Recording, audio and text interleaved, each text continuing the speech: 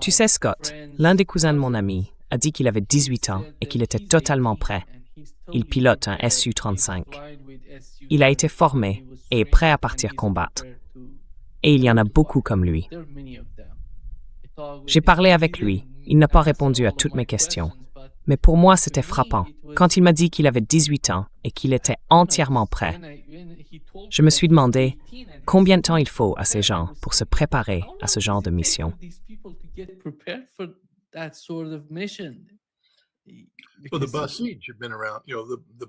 Eh bien, les Basijis existent depuis un certain temps. Les Basijis, c'est, encore une fois, je ne peux pas répondre directement à cette question, mais je connais les adolescents. Je me souviens quand je suis allé en Iran, qu'au nord de Téhéran, on peut monter, il y a une station de ski là-haut, et c'est plutôt sympa. On peut monter, admirer la vue, mais il est interdit de prendre des photos de la grande installation de guerre électronique. Oui. Il y a une grande installation de guerre électronique qu'il faut faire semblant d'ignorer. On ne peut pas prendre de photos, donc on fait clic, clic, clic, et il y a des gens qui vous observent. J'étais entouré de bus entiers de Basijis, qui, eh bien, c'était intéressant. J'étais accompagné d'un agent de liaison des gardiens de la Révolution.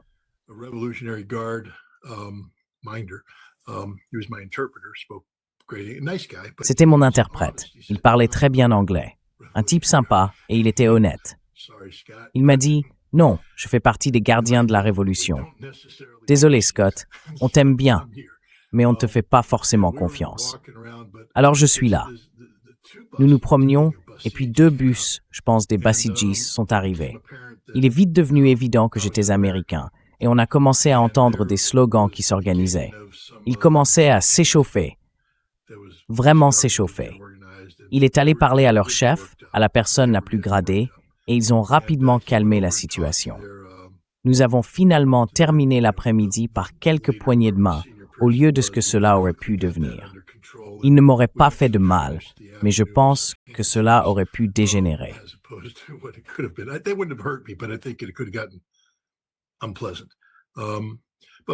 Mais ce que je veux dire, c'est que c'était des gamins, des adolescents, à qui l'on inculquait un sentiment de patriotisme et une ferveur islamique. C'est la République islamique pour une raison. L'islam y joue un rôle. Donc ils étaient, tu vois, fervents dans leur religion, fervents dans leur patriotisme. 18 ans, tu dis qu'il serait pilote de Su-35. C'est jeune. Peut-être qu'il a volé sur des simulateurs, peut-être qu'il a fait quelque chose, je ne sais pas. Mais tu sais, normalement, je déteste imposer le modèle occidental. Mais pendant la Seconde Guerre mondiale, et même après, bon sang, jusque dans les années 1960, je suppose, on pouvait avoir des sergents pilotes ou quelque chose du genre dans l'armée de l'air. On pouvait obtenir son diplôme de lycée et aller à l'école des candidats officiers ou chez les cadets de l'air à San Antonio.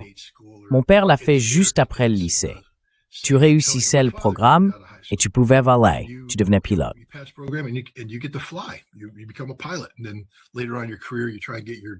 Et plus tard dans ta carrière, tu essayais d'obtenir ton diplôme pour pouvoir être promu. Mais tu pouvais piloter jusqu'au grade de capitaine. Je crois que le maximum était le grade de major. C'était le plus haut que tu pouvais atteindre. Ensuite, ils ont supprimé cela dans les années 60 et tout le monde devait être diplômé de l'université. Mais il était possible de s'engager dès le lycée, tu sais, en Union soviétique. Il y avait quelque chose qui s'appelait le DOSAAF. D-O-S-A-A-F. Ne me demande pas ce que ça veut dire, mais je me souviens juste de DOSAAF. C'était pour les lycéens, afin qu'ils puissent, tu vois, faire des exercices militaires, apprendre à démonter un AK-47, le remonter, et ainsi de suite.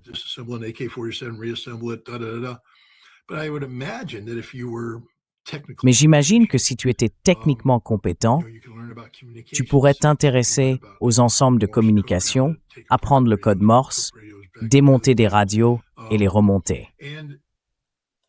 Et tu sais, c'était dans les années 70 et 80, donc peut-être pas à l'époque, mais aujourd'hui, je veux dire, il y a des simulateurs de vol partout. Tu pourrais en utiliser un en tant que lycéen, Tu pourrais rejoindre un club d'aviation, décoller dans un petit Piper Cub, voler un peu, apprendre les bases, puis atterrir et passer sur un simulateur de Su-35 pour t'entraîner à des missions. Donc c'est peut-être ce qu'il voulait dire par là. Mais pour moi, le Su-35 est un avion très avancé, et être un bon pilote ne se résume pas au simulateur.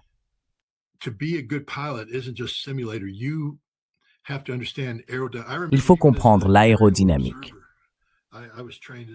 Je me souviens que même en tant qu'observateur aérien, j'ai été formé comme observateur aérien à l'arrière d'un OV-10 et d'un OA-4. Une grande partie de la formation portait sur les bases, la dynamique du vol, les mathématiques, la météo, la vitesse.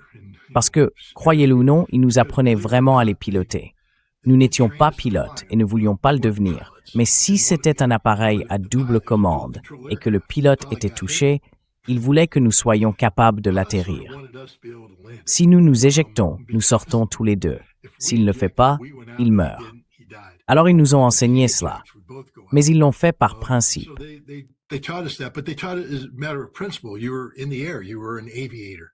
Tu étais dans les airs, tu étais un aviateur, donc tu devais apprendre cela. Et j'imagine que pour piloter un Su-35, il faut suivre une formation plus formelle. Mais cela montre que les Iraniens font, je crois, une sorte de formation de type GOSAF, une préparation militaire pour leurs lycéens, afin que lorsqu'ils ont 18 ans, ils soient prêts à s'intégrer. Parce que ce sera plus facile pour lui, disons qu'il veut devenir pilote, de s'y mettre dès maintenant. Il a du temps sur simulateur, il comprend les bases du vol, donc il est mieux placé pour réussir sa formation de pilote. Une préparation sur une période plus courte, je suppose. Je ne sais pas, tout cela n'est que spéculation de ma part.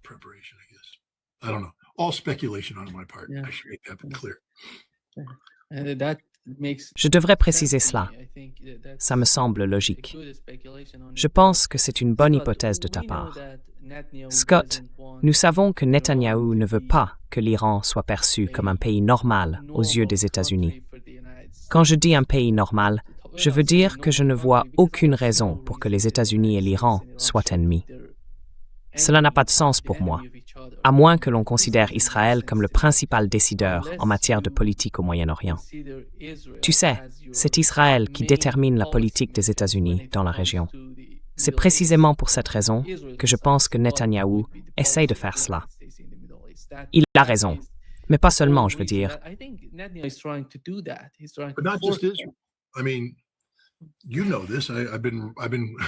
Tu sais ça. J'ai lu tes tweets.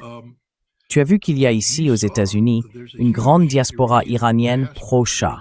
Je veux dire, ce sont des gens dont les pères ont fui dans les années 1970. J'en ai connu beaucoup autrefois. En fait, nous sommes devenus amis, ça s'est un peu tendu quand je suis allé en Iran en 2005, mais il y avait un type, un ancien pilote d'hélicoptère de la Royal Iranian Air Force, qui tenait une pizzeria juste ici. Un gars sympa et tout, mais mon Dieu, il détestait la République islamique et il ne jurait que par le Shah. Mais quand tu leur parles, parce que je suis revenu en me disant que ce n'était pas aussi terrible qu'ils le disaient, tu vois, en réalité, les gens là-bas semblent aimer le gouvernement. Ahmadinejad a été élu, mais il y a beaucoup de gens qui le critiquent. Tu sais, la liberté d'expression existe, d'une certaine manière.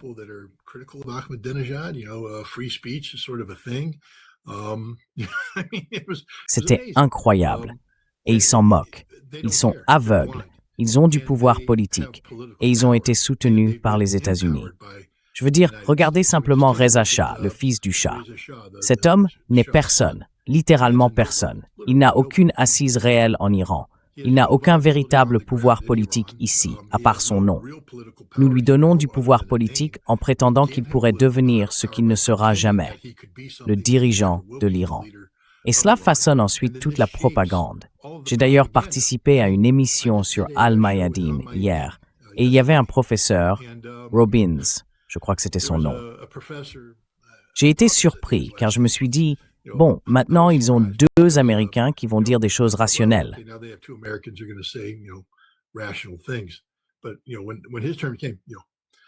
Mais lorsque son mandat est arrivé, tous ces manifestants qui étaient dans les rues hier, des centaines de milliers, peut-être des millions à travers le pays, étaient apparemment tous payés par le gouvernement iranien pour être là. Ce sont des manifestants rémunérés, soit payés pour se présenter, soit venus parce qu'ils craignent les conséquences. C'est ce qu'a déclaré un professeur d'une université américaine, ce qui montre à quel point le système universitaire américain est corrompu lorsqu'il s'agit de la réalité de l'Iran. Comment peut-on obtenir quelqu'un de véritablement indépendant? On ne vous permettrait pas, ici aux États-Unis, d'enseigner sur l'Iran, car dès qu'on vous embaucherait, l'université serait contactée par tous ces groupes menaçant de retenir leur financement, puisqu'ils ont construit cette petite alliance.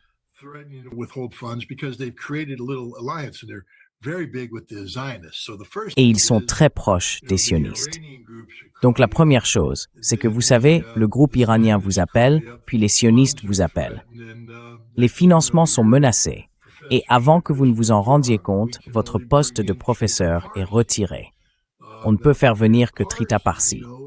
Maintenant, Trita Parsi, vous savez, a le droit de venir. Il n'est jamais allé en Iran.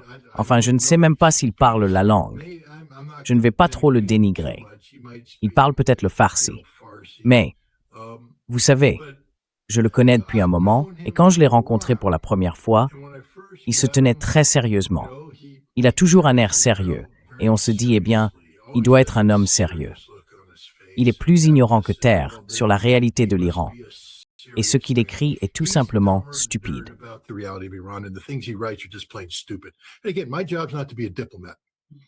Encore une fois, mon travail n'est pas d'être diplomate. Je n'ai pas à siéger à un conseil avec lui. En fait, si. Donc je devrais peut-être me rétracter ou on va me demander de le faire.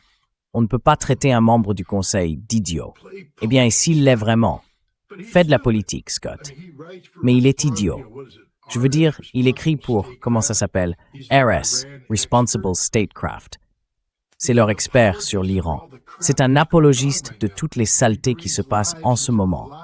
Il donne vie aux mensonges sur les manifestants et il dénigre la politique. Tu sais, si j'entends encore une personne refuser de reconnaître que l'Iran est une démocratie fonctionnelle et viable, je veux dire, ça me tue d'entendre la stupidité des gens. C'est une théocratie dirigée par des dictateurs ayatollahs brutaux et théocratiques.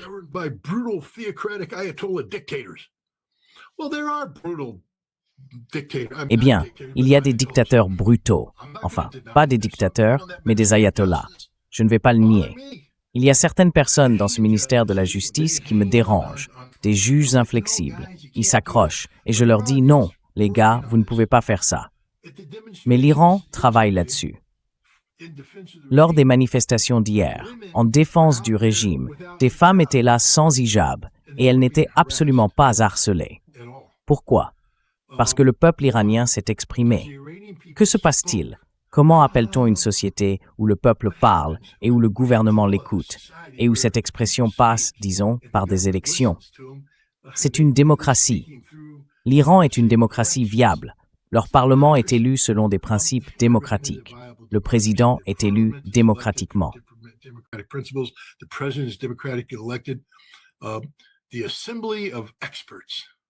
L'Assemblée des experts, n'est-ce pas eux qui choisissent le prochain guide suprême?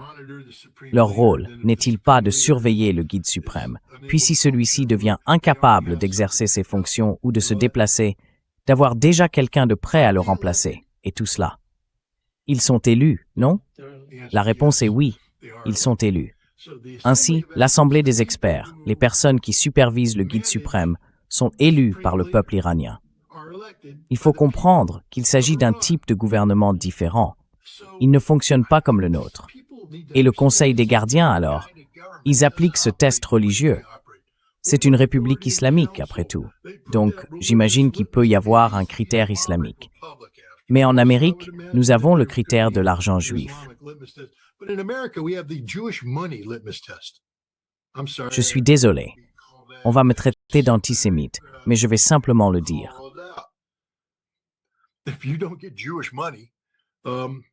Si vous obtenez de l'argent juif, vous avez des ennuis. Si vous n'en obtenez pas, vous avez aussi des ennuis. Mais si vous êtes à New York, il s'agit forcément d'argent juif. En Floride, de l'argent juif. Partout dans le pays, de l'argent juif. Regardez simplement tout l'argent que l'AIPAC finance. Encore une fois, je ne suis pas anti-juif. Je ne fais qu'énoncer la réalité. Quand l'AIPAC se vante ouvertement de dépenser 100 millions de dollars pour acheter le Congrès des États-Unis, c'est un test décisif de l'argent juif. Et je me fiche de qui vous êtes. Si vous voulez vous présenter au Congrès, à moins d'être dans une circonscription très particulière, vous devez passer par l'argent juif. Moi, je l'ai fait. Je ne voulais pas me présenter au Congrès, mais j'étais... Oh bon sang, comment s'appelait l'ancien quarterback des Buffalo Bills qui était secrétaire au logement? Kemp.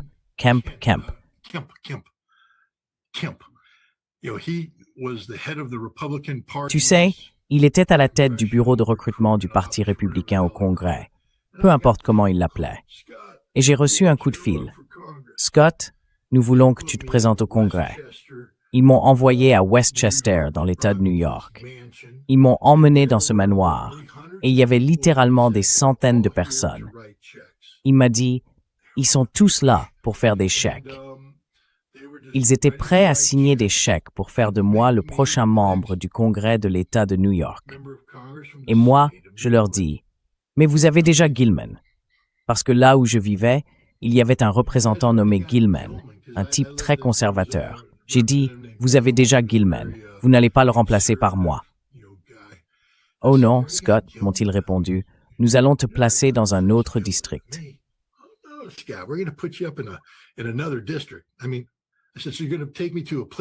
J'ai dit, alors, tu vas m'emmener dans un endroit à New York où je n'habite même pas. Ouais. Comment les gens sauraient qui je suis? Oh, tu es un grand Américain. J'ai dit, comment tu le sais? Tu ne sais rien de ce que j'ai fait dans l'armée, parce que presque tout ce que j'ai fait était top secret, et je ne pouvais pas en parler.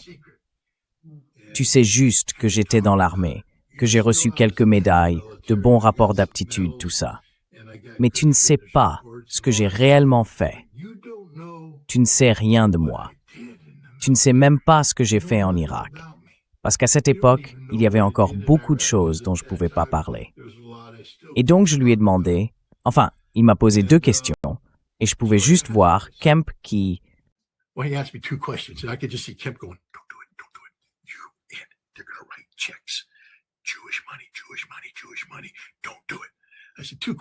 L'argent. J'ai dit 2 questions. Ils ont dit, quelle question? J'ai répondu, eh bien, demandez-moi ce que je pense de l'avortement et du contrôle des armes à feu. Ce sont les 2 grands sujets républicains. Ils ont dit, Scott, quelle est ton opinion sur l'avortement? J'ai dit, écoutez, je suis le père de filles jumelles, et je ne pourrais pas imaginer le monde sans elles. Je ne pourrais pas imaginer le monde sans elles. Ils souriaient tous, comme pour dire, oui. Et j'ai ajouté, vous savez, donc non, personnellement, je ne crois pas à l'avortement. Je crois que chaque vie est précieuse, chaque vie mérite de venir au monde. Mais ce n'est pas moi qui donne naissance à l'enfant. Il y a un autre vote à prendre en compte, qu'il faut écouter. On ne peut pas faire taire celles qui portent l'enfant, qui le mettent au monde. Il faut les écouter. Quelle est leur opinion?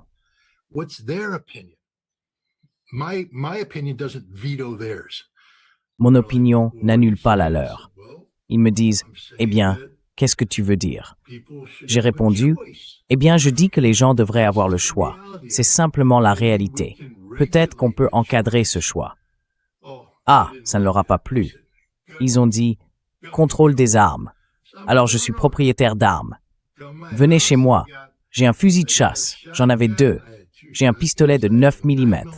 Si vous venez chez moi, je suis formé pour vous tuer. J'ai dit, j'étais dans le corps des marines. J'adore tirer. Je veux dire, je suis bon à ça. J'étais double expert, tout le tralala. J'ai ajouté, mais réfléchissez, ce sont des armes létales et les gens devraient être obligés d'avoir une certification et une formation pour les utiliser, comme on le fait pour les voitures. Tu veux conduire une voiture? Obtiens un permis. Qualifie-toi.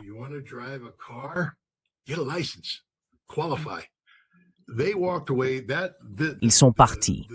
Les chèques d'argent juifs destinés à Scott Ritter ont disparu et Kemp est resté là, se tirant les cheveux, en disant « Tu es un homme honorable, mais tu es plus bête que terre. Tu aurais pu être au Congrès. » Et ma femme a dit la même chose, parce que nous savons maintenant que le Congrès, c'est l'endroit où tu vas quand tu gagnes 48 000 $ par an et que 2 ans plus tard, tu vaux 70 millions. Reste-y 10 ans et tu pourrais valoir 200 millions. Donc, c'était l'une des pires erreurs que j'ai jamais commises de ma vie d'un point de vue professionnel. Mais ce que je veux dire, c'est que les tests décisifs en Iran concernent l'argent. L'argent est un test décisif en Amérique.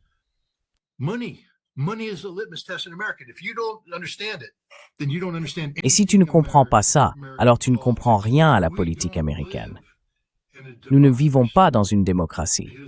Parce que si c'était le cas, il ne s'agirait pas seulement de la capacité des gens à voter, il s'agirait aussi de leur capacité à choisir les candidats pour lesquels ils veulent voter. Et nous n'avons aucun mot à dire là-dessus. Aucun. Ils sont choisis pour nous. Des comités les sélectionnent, et ces comités les choisissent parce que des gens fortunés disent « c'est celui-là que je veux, c'est celui-là que je veux ».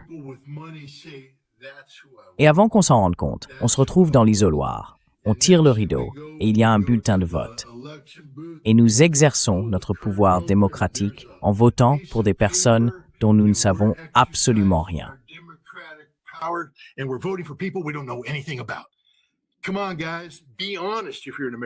Allez les gars, soyez honnêtes. Si vous êtes américain, quand vous remplissez ce bulletin de vote, surtout lors d'une élection nationale, vous connaissez peut-être le président. Peut-être, parce que ce n'est pas le cas de tout le monde. Vous savez peut-être pour qui vous votez. Votre sénateur, vous devriez le connaître.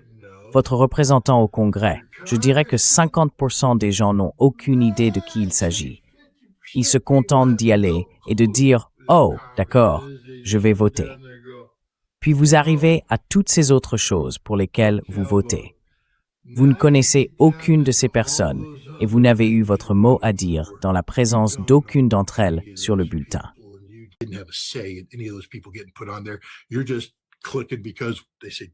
Vous votez juste parce qu'il est écrit démocrate ou républicain, ou parce que vous aimez la sonorité de leur nom, ou parce qu'ils sont italiens et que vous êtes italien, ou qu'ils sont allemands et que vous êtes allemand. Alors arrêtez ça. Arrêtez de pointer du doigt l'Iran. Les Iraniens, j'adore leur système national. Vous avez un temps limité pour faire campagne, tout le monde a le même accès à la presse, tout le monde doit participer au même débat, et ensuite le peuple vote. J'aimerais qu'on fasse ça ici, au lieu de ce truc qui dure 2 ans, annoncer sa candidature, récolter de l'argent. Vous savez, tout tourne autour de l'argent, de l'argent, de l'argent, de l'argent, de l'argent. Si vous n'avez pas d'argent, vous ne pouvez pas participer. Enfin bref, désolé, je me suis un peu égaré.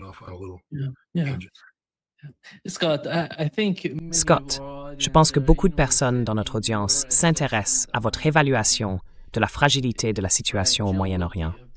Voici ce que Donald Trump a déclaré sur Fox News.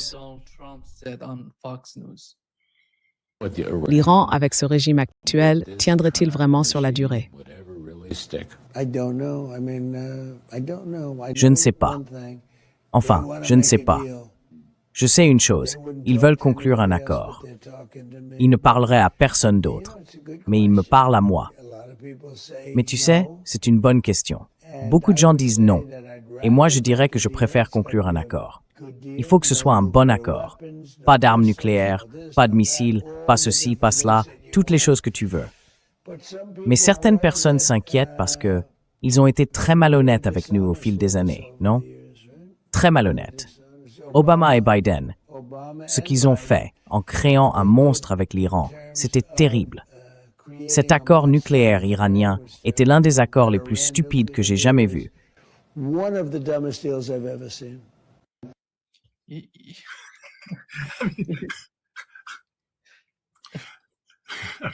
Je veux dire, tu sais, ce type est divertissant. Je veux conclure un accord. Dès qu'ils parlent comme ça, tu sais qu'ils ne veulent pas vraiment conclure un accord. C'est simplement lui qui essaie de paraître impressionnant. Tout d'abord, deal. Karin Kneißl est l'ancienne ministre autrichienne des Affaires étrangères, qui vit désormais à Saint-Pétersbourg en Russie et dirige ce qu'on appelle l'Institut Gorky. Elle déteste le mot « deal », Elle dit que c'est le langage de la mafia. Les mafieux font des deals. Les criminels font des deals. Les deals sont faits pour être rompus, et ils le sont sans cesse. Les gentlemen concluent des accords et les nations signent des traités. Et Donald Trump ne parle pas d'accord ni de traité, seulement d'un deal. Ils veulent faire un deal. Non, ce n'est pas le cas. Ils vont seulement me parler. Donald, il parle à tout le monde. Il a parlé à Biden. Ils ont conclu un accord avec Obama. Il fallait que ce soit un accord, car le Congrès n'aurait pas ratifié un traité. Et regarde ce qui s'est passé. L'accord a été rompu. Donald Trump ne peut pas tenir un accord parce que c'est un accord. Un accord n'est pas une rue à double sens. C'est une rue à sens unique. Écoute Donald Trump. Oui, je suis prêt à conclure un accord, mais ils doivent se suicider en abandonnant leurs missiles. Ils doivent se neutraliser eux-mêmes en déclarant qu'ils ne sont pas politiquement pertinents dans la région. Je veux dire, quelle stupidité. L'Iran est le plus grand pays de la région, et tu dis qu'ils n'ont pas le droit de projeter leur sphère d'influence, leur sphère d'intérêt, que les seuls qu'ils peuvent, c'est Israël, cette petite bande de terre pathétique. Ce sont les seuls qui ont le droit de projeter leur puissance. La projeter? L'Iran ne peut pas? C'est stupide. Et puis tu sais l'énergie nucléaire. Je te le dis, Donald Trump est un homme stupide. Fondamentalement stupide.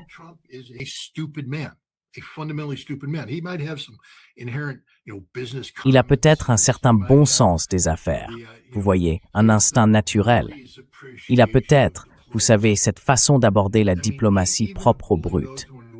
Je veux dire, même une brute sait, en se réveillant le matin, si je vais dans la cour de récréation et que je bombe le torse, le petit Tommy reculera peut-être et fera ce que je veux.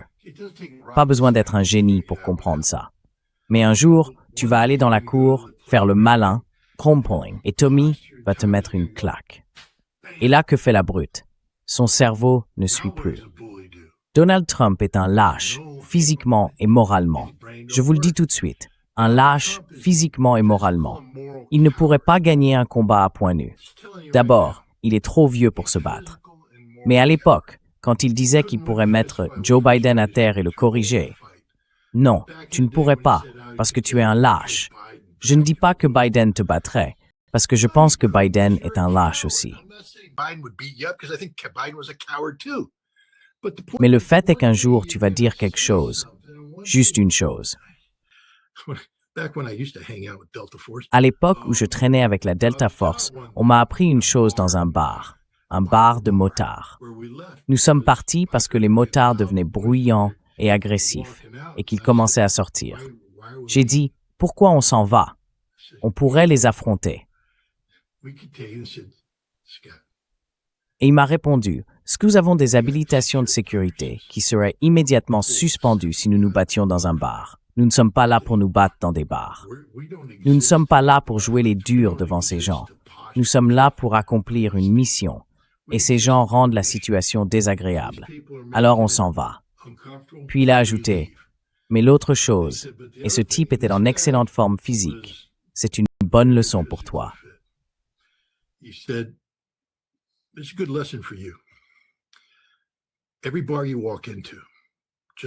Dans chaque bar où tu entres, pars du principe qu'il y a au moins une personne capable de te mettre une raclée, et tu n'as aucune idée de qui c'est. Si tu traites tout le monde comme s'il pouvait te mettre une raclée, tu éviteras bien des ennuis. Donald Trump est un lâche. Il n'est pas très intelligent. C'est un lâche physiquement, un lâche moralement. Il ne fera jamais ce qu'il faut. C'est un homme avide. C'est aussi un narcissique totalement incontrôlable. Je veux dire, rebaptiser le Trump Kennedy Center, c'est une maladie mentale. Passer un coup de fil à Schumer pour faire renommer la gare Moynihan en gare Donald Trump. J'ai oublié ce qu'il voulait encore faire renommer.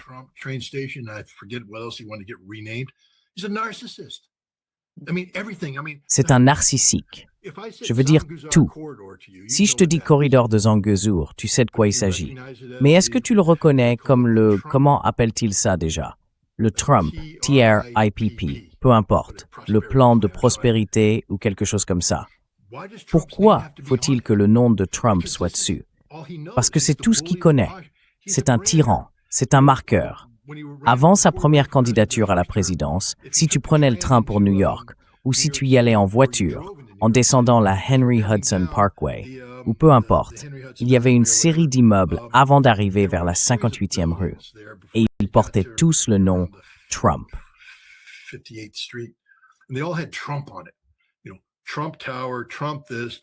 Tu sais, Trump Tower, Trump ceci, Trump cela, Trump, Trump, Trump, Trump, Trump. Et tu te dis, waouh, Donald Trump possède énormément de biens. En réalité, il ne possédait rien, excuse mon langage. Il faisait juste du branding. Il disait aux gens, vous pouvez utiliser mon nom, et il mettait Trump dessus, ce qui leur permettait d'augmenter considérablement leur loyer. Et lui, il en touchait un pourcentage. C'est ça son truc. Donc en ce moment, il est en train de tout marquer de sa marque. C'est le président des États-Unis. Il fait du branding au lieu de dire l'accord américain. Je veux dire, je peux comprendre, tu vois, le plan de paix américain. D'accord, ça sonne bien. Tu vois, l'Amérique a fait ceci, le Kennedy Center américain. Très bien.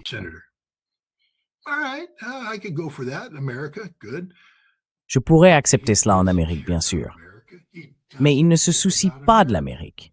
Il ne se soucie pas de l'Amérique. Ce qui l'intéresse, c'est un culte de la personnalité. Littéralement, sous toutes ses formes, un culte de la personnalité. Nous revenons maintenant à notre point de départ. Si les gens ne comprennent pas cela, ils sont trop stupides pour vivre. Si les Iraniens ne comprennent pas qu'ils ont affaire à un dictateur qui fonctionne comme un culte de la personnalité, alors ils ne traitent pas avec un président américain. Aucun président américain ne se comporte de cette manière. Aucun président américain ne devrait se comporter de cette manière.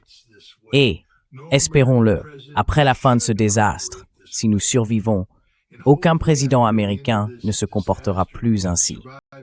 Le Congrès doit reprendre le contrôle.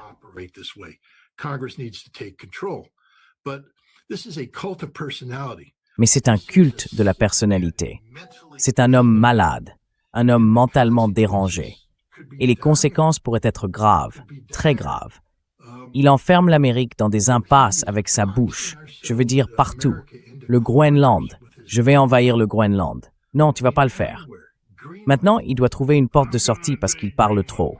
Vous savez, l'Iran. Regardez les Iraniens. Ils ont mis à nu notre bluff sur tout.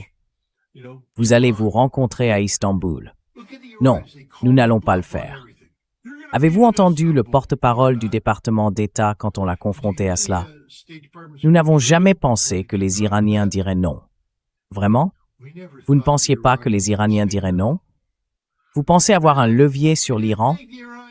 Vous pensez avoir le moindre levier sur l'Iran?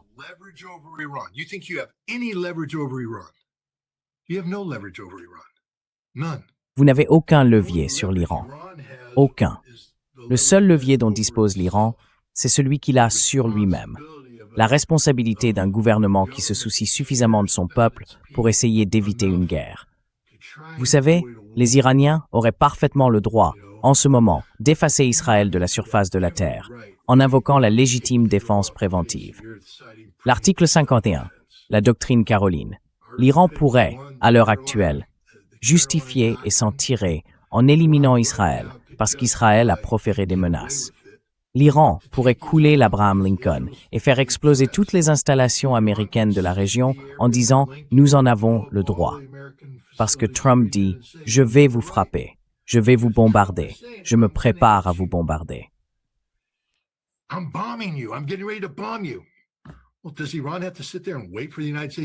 Eh bien, l'Iran doit-il rester là à attendre que les États-Unis bombardent? L'imminence de la menace a été clairement établie par les déclarations du commandant en chef. Mais l'Iran ne fait pas cela. Pourquoi? Parce que l'Iran sait ceci. Ils infligeraient des dommages horribles à Israël et ils infligeraient des dommages horribles aux Américains. Mais des dommages horribles leur seraient également infligés. Ainsi, le peuple iranien a la chance d'avoir un gouvernement qui l'aime assez pour ne pas l'impliquer dans une guerre qui peut être évitée en feignant de mener une diplomatie avec une nation qui ne sait même plus ce qu'est la diplomatie. Nous ne savons plus ce qu'est la diplomatie. Nous ne la pratiquons plus. We don't know what diplomacy is anymore. We don't practice it.